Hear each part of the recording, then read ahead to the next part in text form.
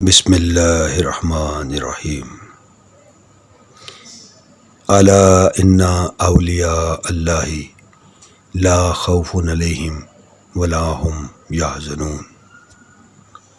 سن رکھو، بے شک جو اللہ کے دوست ہیں انہیں نہ کوئی خوف ہوتا ہے اور نہ وہ غمگین ہوتے ہیں۔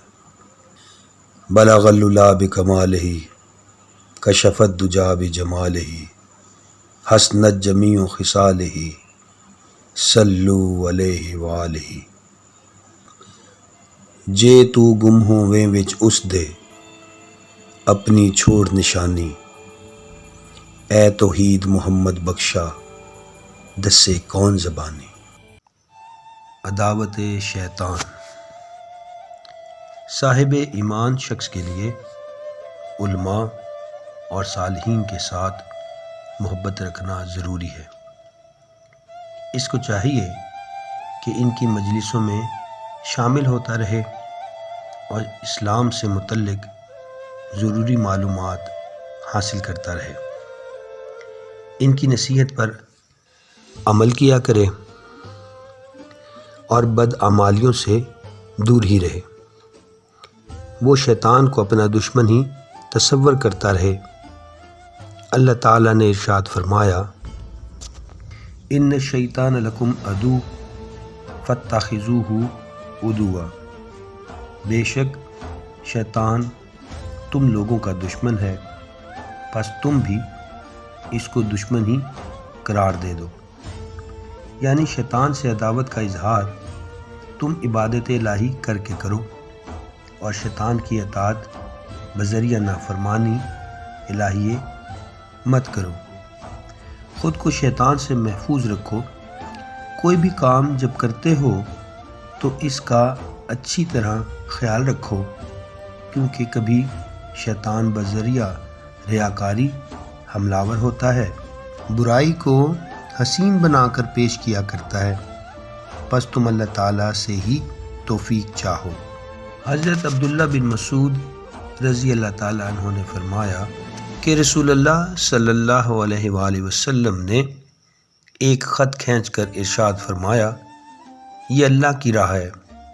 پھر آپ نے اس کے دائیں اور بائیں چند لکیریں کھینچیں، پھر ارشاد فرمایا، یہ سب راستے وہ ہیں کہ ان میں سے ہر راہ پر شیطان بیٹھا دعوت دیتا ہے۔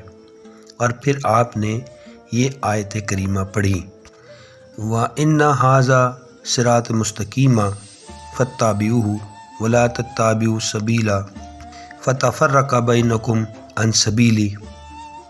اور بے شک یہ میرا راستہ ہے سیدھا، پس تم اسی پر چلو اور راستوں پر نہ چلو کہ ان پر چلنے کے باعث تم اللہ کی راہ سے دور ہو جاؤ گے۔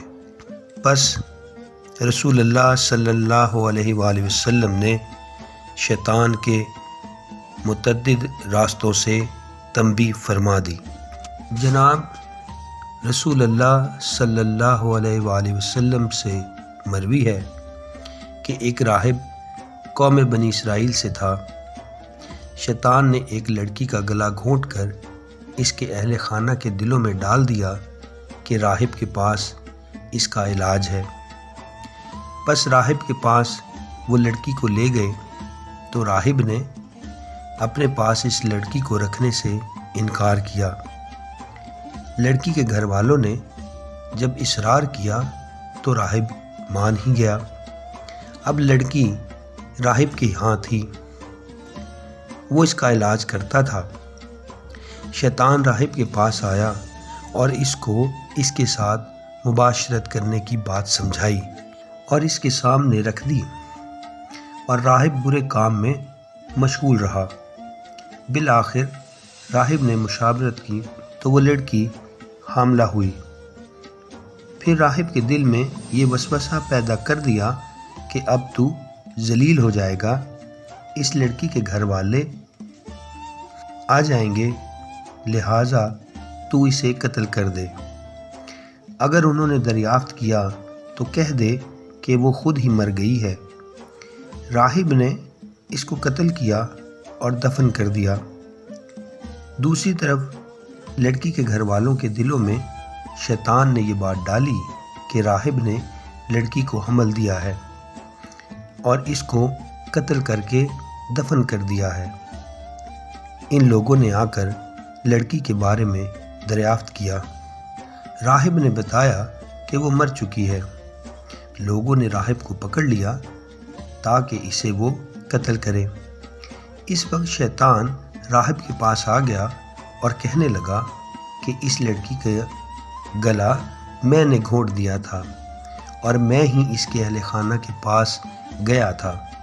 اب تو میری بات کو تسلیم کر تو میں تجھے نجات دلا دوں گا۔ اس نے پوچھا کہ یہ کس طرح؟ تو شیطان نے جواب دیا، تو مجھے 2 مرتبہ سجدہ کر دے۔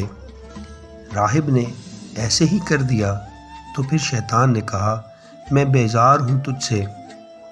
اللہ تعالیٰ نے قرآن مجید میں فرمایا ہے، ترجمہ: مثال شیطان کی مانند ہے جب وہ انسانوں کو کہتا رہا کفر کر، جب وہ کافر ہو گیا تو اس سے کہا، مجھے تمہارے ساتھ کوئی سروکار نہیں ہے۔ منقول ہے کہ امام شافعی سے شیطان نے دریافت کیا کہ اس ذات کے متعلق آپ کا کیا حکم ہے کہ جس نے جس طرح چاہا مجھے پیدا فرما دیا اور جس کام میں اس نے چاہا مجھے مشغول فرما دیا۔ اب اگر وہ اس کے بعد چاہے تو مجھے جنت میں داخل فرما دے اور اگر چاہے تو مجھے جہنم رسید کرے۔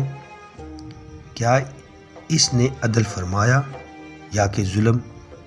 امام صاحب نے اس بات پر سوچا اور فرمایا، اے شخص، اگر تجھے اس نے پیدا اسی طرح فرمایا جیسے کہ تو نے خواہش کی تو اس نے ظلم کیا، اور اگر اس طرح پیدا فرمایا جیسے کہ اس نے خود چاہا تو تجھے یاد رہے کہ اس سے کوئی پرسش نہ ہوگی جو کچھ بھی وہ کرے۔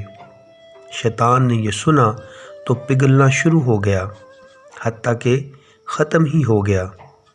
پھر شیطان کہنے لگا، اے امام شافعی، یہ سوال پوچھ کر میں نے 70,000 عابدوں کے نام کو عابدوں کی عبودیت کے فہرست سے نکلوا دیا۔ یاد رکھو کہ قلب ایک قلعہ ہے اور شیطان دشمن ہے۔ وہ قلعہ پر قابض ہو کر اس میں داخل ہونا چاہتا ہے، پس دشمن سے یہ قلعہ اس طرح محفوظ ہونا چاہیے کہ اس کے دروازوں کی حفاظت کرے اور تمام گزرگاہیں محفوظ رہیں۔ جسے حفاظت کرنا نہیں آتا وہ حفاظت نہیں کر سکتا۔ پس ضروری ہے کہ دل کو شیطان کے وسوسوں سے بچائے رکھے، بلکہ حل مکفل کے لیے فرض عین ہے، اور جس چیز کے بغیر واجب العمل پیرا ہونا ناممکن ہو وہ چیز بھی واجب ہوتی ہے۔ پس جب تک شیطانی راہوں کا علم نہ ہو اس وقت تک شیطان کو دفع نہیں کیا جا سکتا، لہٰذا ان گزرگاہوں سے آگاہ ہونا واجب ہے اور ان دروازوں سے واقف ہونا ضروری ہے۔ بندے کی یہی صفتیں ہیں اور یہ متعدد ہیں، جیسے کہ غضب و شہوت۔ انسان کی عقل پر غضب کا اثر جنون جیسا ہوتا ہے، اور عقل ضعیف ہو تو شیطان کا لشکر حملہ کر دیتا ہے، اور جس وقت انسان غصہ کرتا ہے تو اس کے ذریعے شیطان اپنا کھیل جاری رکھتا ہے، جس طرح بچے گیند کے ساتھ کھیلا کرتے ہیں۔ اور منقول ہے کہ اللہ تعالیٰ کے اولیاء میں سے ایک نے شیطان کو کہا، مجھے بھی دکھاؤ کہ تم ابن آدم کو کیسے مغلوب کرتے ہو۔ تو اس نے جواب دیا، بنی آدم کو غصہ اور شہوت کی کیفیت میں قابو کرتا ہوں۔ حرص و حسد، اس کے سبب انسان کو ہر شے کی حرص لگ جاتی ہے۔ یہ چیزیں آدمی کو اندھا اور حریص بنا دیتی ہیں۔ شیطان کو گنجائش مل جاتی ہے کہ بوقت حرص و شہوت بندے تک پہنچ جایا کرتا ہے، خواہ وہ کیسا ہی برا اور بے حیائی کا عمل ہو۔ منقول ہے کہ جس وقت نوح علیہ السلام اپنی کشتی میں سوار ہوئے، آپ نے ہر جاندار چیز کا ایک ایک جوڑا اپنے ساتھ کشتی میں سوار کر لیا، جس طرح اس کو اللہ تعالیٰ نے حکم فرمایا تھا۔ آپ نے دیکھا کہ ایک بوڑھا شخص بھی کشتی میں بیٹھا ہوا ہے، لیکن آپ کی وہ پہچان میں نہ آیا، تو آپ نے اسے کہا، تجھے کشتی میں کس نے آنے دیا؟ اس نے جواب دیا، میں کشتی میں آپ کے صحابہ کے دلوں تک پہنچنے کے لیے اندر آیا ہوں، پھر اس کے دل میں میرے ساتھ ہوں گے اور ان کے بدن آپ کے ساتھ ہوں گے۔ اسے نوح نے فرمایا کہ یہاں سے نکل جا اے دشمن خدا، تو ملعون ہے۔ ابلیس نے بتایا، میں 5 باتوں کے ذریعے خلق کو ہلاکت میں ڈالتا ہوں۔ نوح کو اللہ تعالیٰ نے وحی سے فرمایا کہ آپ کو 3 باتوں کی حاجت نہیں، تو اس سے کہہ دیجئے کہ باقی 2 باتیں آپ کو بتا دے۔ نوح علیہ السلام نے پوچھا کہ وہ باتیں کیا ہیں؟ ابلیس نے جواب دیا کہ وہ ایسی 2 باتیں ہیں کہ مجھے نہ جھٹلائیں، ان کی وجہ سے مجھے پیچھے بھی نہ چھوڑیں۔ وہ ہیں حرص اور حسد، ان سے ہی لوگ تباہ ہوتے رہتے ہیں۔ حسد کی وجہ سے ہی میں نے آدم کو سجدہ نہ کیا اور ملعون ہو گیا اور مردود ٹھہرایا گیا، اور حرص کی وجہ سے ہی آدم کو جنت کے اندر پھل کھانے کی رغبت ہو گئی۔ اب میں بذریعہ حرص شکار کرتا ہوں۔ تیسرے درجے پر پیٹ بھر کر کھانا، خواہ حلال اور پاک ہی ہو۔ اس کی وجہ یہ ہے کہ سیر ہو کر آدمی کھائے تو شہوتوں کو قوت ملتی ہے، اور یہ شیطانی آلات ہے۔ اور منقول ہے کہ ابلیس حضرت یحییٰ علیہ السلام کے سامنے سے نمودار ہوا تو آپ کو نظر آیا کہ ہر شے سے بھرا ہوا چمچ ابلیس کے بدن پر ہے۔ آپ نے اس سے پوچھا، یہ چمچے کیسے ہیں؟ تو جواب دیا، یہ شہوتیں ہیں، ان کے ساتھ ہی بنی آدم کو شکار کیا کرتا ہوں۔ آپ نے پوچھا کہ اس میں میرے واسطے بھی کوئی ہے؟ تو اس نے کہا، آپ بھی کبھی کبھی پیٹ بھر کر کھانا کھا لیتے ہیں، پھر آپ نماز کے وقت اور ذکر کے وقت خود کو بوجھل محسوس کرتے ہیں۔ آپ نے پھر پوچھا، کیا مزید بھی ہیں؟ تو ابلیس نے جواب دیا، نہیں۔ تو آپ نے فرمایا، میرے واسطے من جانب اللہ تعالیٰ لازم ہو گیا کہ میں کبھی بھی سیر نہ ہوں گا۔ ابلیس کہنے لگا، مجھ پر بھی اللہ تعالیٰ کے واسطے ضروری ہو گیا کہ کبھی بھی مسلمان کو نصیحت نہ کروں گا۔ چوتھے درجے پر مکان، لباس اور گھر کے سامان کے ساتھ زینت کرنا ہے۔ بنی آدم کے دل پر جب اس کا غلبہ ہو تو اس غلبے کو زیادہ کرتا ہے۔ وہ مکان تعمیر کرنے، چھتوں اور دیواروں کو مزین کرنے اور عمارت کو مزید وسیع کرنے میں اس کو مشغول رکھتا ہے۔ یہ چیز دل میں ڈالتا ہے کہ تیری عمر دراز ہے، پس وہ جب ان کاموں میں مبتلا ہو جاتا ہے تو ابلیس کو اس کے پاس بعد میں آنے کی حاجت ہی نہیں رہتی۔ بعض اس حال میں ہی مر جاتے ہیں جبکہ وہ راہ شیطان پر ہی ہوتے ہیں۔ خواہشات کے غلام ہوتے ہیں، اس سے انجام مخدوش ہو جاتا ہے۔ 5ویں درجے پر لوگوں سے لالچ ہونا ہے۔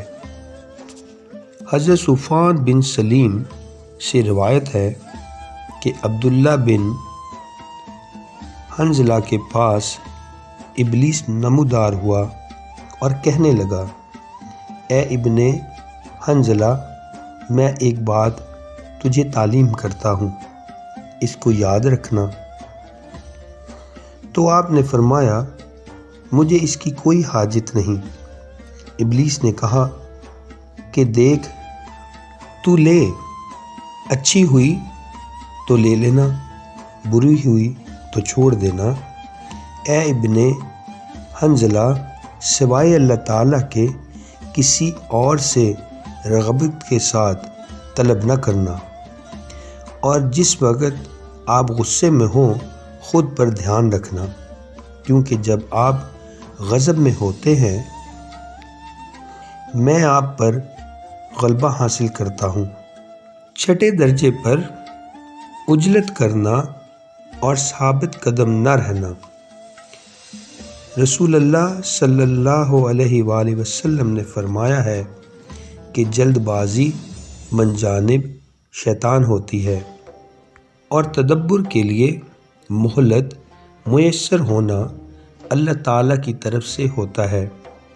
انسان جب جلد بازی کرتا ہے، اس دوران شیطان اس پر برائی کو چلاتا ہے کہ انسان کو سمجھ بھی نہیں آتی۔ منقول ہے کہ حضرت عیسیٰ ابن مریم علیہ السلام کی پیدائش کے وقت ابلیس کے لشکر اس کے پاس جمع ہوئے اور کہنے لگے کہ آج بت گر گئے ہیں، تو ابلیس نے کہا، کوئی بڑا واقعہ ہوا ہے، تم یہاں ہی ٹھہرو۔ وہ خود اڑ کر ویرانوں تک پھر آیا، مگر کچھ معلوم نہ ہوا۔ بعد ازاں اسے پتہ چلا کہ حضرت عیسیٰ کی ولادت ہوئی ہے، اور ہر 4 جانب سے ملائکہ گھیرا ڈالے ہیں۔ اس نے اپنے ماتحتوں کو آ کر بتایا کہ آج شب ایک نبی پیدا ہوا ہے۔ کوئی بچہ جب بھی کسی عورت کے ہاں پیدا ہو میں وہاں موجود ہوتا ہوں، لیکن اس مقام پر میں حاضر نہیں ہوں۔ پس وہ اس شب کو بت پرستی سے نا امید ہو کر رہ گئے، اور ابلیس نے کہا، اب تم بنی آدم کے پاس جلد بازی اور تساہل کے آلات لے کر جاؤ۔ 7واں ذریعہ درہم و دینار اور اموال ہیں، جیسے کہ زمین اور چوپائے اور دیگر سامان ہیں کہ ضرورت سے زیادہ جتنا جمع کیا جائے وہ سب شیطان کے رکھنے کی جگہ ہے۔ حضرت صابر بنانی نے کہا ہے کہ رسول اللہ صلی اللہ علیہ وآلہ وسلم کی بعثت کے وقت ابلیس نے اپنے چیلوں سے کہا کہ کوئی بڑا سا واقعہ رونما ہوا ہے، جا کر معلوم کرو کہ کیا ہے۔ وہ چلے گئے اور ہر طرف پھر کر واپس آئے اور کہا کہ ہم نہیں جان سکے۔ تو ابلیس نے کہا کہ میں معلوم کر کے تم کو خبر لا دیتا ہوں۔ پس وہ چلا گیا اور واپس آ کر بتایا کہ واللہ حضرت محمد صلی اللہ علیہ وآلہ وسلم کی بعثت ہوئی ہے۔ پھر شیطان نے اپنے چیلوں کو حضرت صلی اللہ علیہ وآلہ وسلم کے صحابہ کرام کی طرف بھیج دیا۔ وہ جاتے تو تھے مگر ناکام ہی لوٹ آتے تھے، اور آ کر بتاتے کہ ہم ایسی قوم کی رفاقت نہیں کر سکتے۔ پھر انہوں نے قصد کیا کہ نماز میں وسوسے ڈالیں مگر ناکام ہی رہ جاتے تھے۔ بالآخر ابلیس کہنے لگا، تم منتظر رہو، ممکن ہے ان پر اللہ فراخی دنیا کر دے، اس وقت ہم کامیاب ہو جائیں گے۔ اور منقول ہے کہ حضرت عیسیٰ علیہ السلام نے ایک پتھر کو اپنا تکیہ بنایا۔ وہاں سے ابلیس کا گزر ہوا تو کہا، اے عیسیٰ، آپ کو دنیا کی رغبت ہو گئی ہے۔ پس حضرت عیسیٰ علیہ السلام نے اپنے سر کے نیچے سے پتھر نکال پھینکا اور ابلیس کی جانب مار دیا اور فرمایا، لے جا، اس دنیا کو تو ہی لے لے۔ 8ویں حالت بخل اور فقر اور احتیاج کا خدشہ ہے۔ یہ دونوں باتیں انسان کو راہ خدا میں خرچ کرنے اور صدقہ کرنے سے رکاوٹ بنتی ہیں اور انسان کو ذخیرہ کرنے، خزانوں کو بھرنے پر راغب کرتی ہیں اور آخر پر عذاب علیم میں پہنچا دیتی ہیں۔ بخل کی ایک آفت یہ بھی ہے کہ آدمی ہمہ وقت بازار میں پھرتا رہتا ہے کہ مزید مال اکٹھا کرے، جبکہ شیطانی گھونسلے ہوتے ہیں یہ تمام بازار۔ 9ویں درجے پر مذہبی تنفر، خواہشیں، دشمن سے کینہ رکھنا اور ان کو بنظر حقارت ہی دیکھنا ہے۔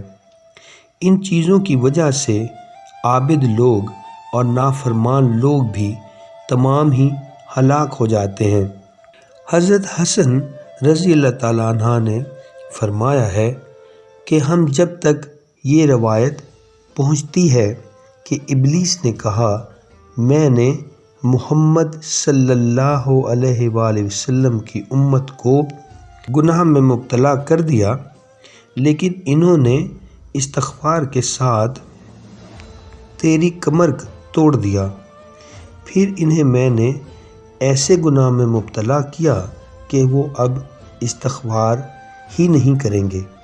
مراد یہ کہ خواہشوں میں مبتلا کیا ہے اور معلوم شیطان کی یہ بات سچی ہے۔ بندوں کو یہ معلوم ہی نہیں ہے کہ خواہشیں اور ہوا و حرص وہ چیزیں ہیں جو آخر کار گناہوں میں ہی دھکیل ڈالتی ہیں۔ 10ویں حالت مسلمانوں سے بدظن رہنا ہے۔ اس سے بھی خود کو بچانا لازم ہے۔